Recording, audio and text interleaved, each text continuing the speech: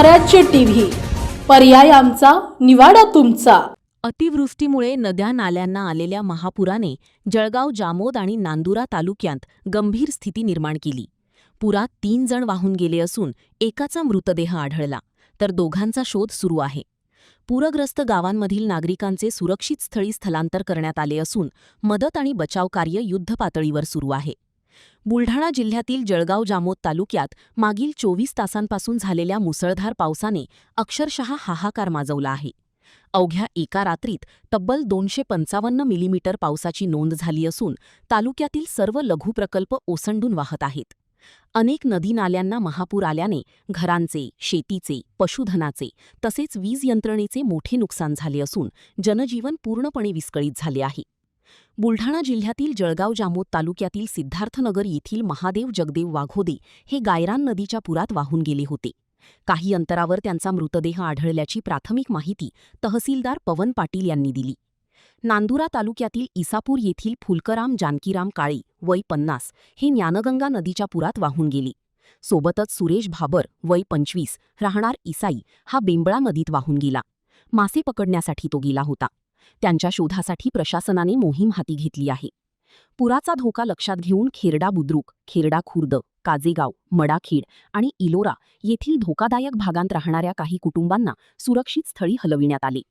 खेडाण, वडशिंगी, उटी परिसरातील अनेक पूल पाण्याखाली गेले होते। दरम्यान आमदार डॉक्टर संजय कुटे, उपविभागीय अधिकारी शैलेश काळी आणि उपविभागीय पोलीस अधिकारी सोहन माचरे यांनी पूरग्रस्त भागाची पाहणी केली। तहसीलदार पवन पाटील यांच्या नेतृत्वाखाली 4 नियंत्रण अधिकारी आणि 16 महसूल कर्मचाऱ्यांची पथके नियुक्त करण्यात आली आहेत।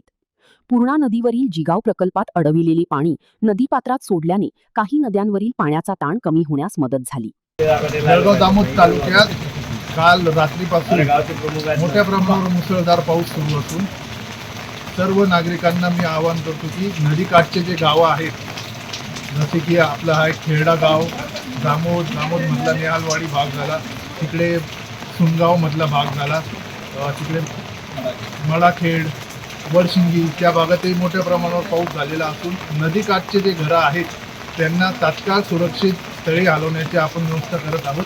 आताही आम्ही या खेरडा भागात पाहणी केली असता इथल्याही बऱ्याच घरांमध्ये मोठ्या प्रमाणावर पाणी रात्रीमधून वाहून गेलेले आहे, तर इथल्या नागरिकांना आम्ही सुरक्षित स्थळी हलवण्याची सध्या व्यवस्था करत आहोत। मी सर्व नागरिकांना आवाहन करतो की आपल्या तालुक्यात आजसुद्धा पावसाचे प्रमाण सांगितलेलं आहे, तेव्हा सर्वांनी सुरक्षित स्थळी राहून आपली स्वतःची काळजी घ्यावी आणि आपल्या कुटुंबाची आणि आपल्या स्वतःची दक्षता घ्यावी। हे रात्री 1:30 वाजतापासून पाऊस चालू झाला आणि जर भरपूर मोठ्या प्रमाणात पूर आला। मागील वर्षामध्ये 2023मध्ये सुद्धा असाच पूर आला होता आणि जे गावाकडनं भिंत बांधली ते तिकडच्या साईडनं बांधली आणि गावाकडून भिंत बांधली नाही, त्याच्यामुळे आम्ही रात्रभर त्याची लेकरं बाकरं घेऊन सुद्धा बाहेर निघालेलो आहोत। आमच्या झालेलं नुकसान भरपाई होऊन शासनानं त्वरित भरपाई करून द्यावी आणि आमच्या वॉल कंपाऊंडकडून गावाकडून भिंत झाली पाहिजे अशी आमची अपेक्षा आहे। 1 वाजताच्या सुमारापासून खेरडा बुद्रुक, तालुका जळगाव, जामोद, जिल्हा बुलढाणा येथील खेरडा बुद्रुक नदीला खूप मोठा महापूर आला आहे। या महापुरामध्ये खेरडा बुद्रुक नदीकाठच्या लोकांना प्रशासनाने रात्री सतर्कतेचा इशारा दिला होता, परंतु रात्री 1 वाजतापासून मोठा पूर आल्यामुळे आमच्या घरदारामध्ये खूप पाणी आले आहे। तरी शासनास आमची सर्व नदीकाठील लोकांची व गावकऱ्यांची विनंती आहे की शासनाने खेरडा बुद्रुक नदीकाठील जे भिंत आहे ते त्वरित मंजूर करून काम सुरू करून देण्यात यावे। तसेच जे गावातील नुकसान झाले आहे, नदीकाठील लोकांचे जे घरांचे नुकसान झाले आहे त्याचे नुकसान भरपाई त्वरित पंचनामे करून नुकसान भरपाई देण्यात यावी ही शासनास विनंती आहे। बुलढाणा जिल्ह्यातील महत्त्वाच्या घटना आणि घडामोडी पाहण्यासाठी तुम्ही निर्भीड स्वराज्य या चॅनलला अद्यापही सबस्क्राईब केलं नसेल तर आत्ताच जाऊन सबस्क्राईब करा आणि बेल आयकॉन दाबायला विसरू नका आणि फेसबुक पेजला शेअर आणि लाईक करा। पाहत राहा निर्भीड स्वराज्य।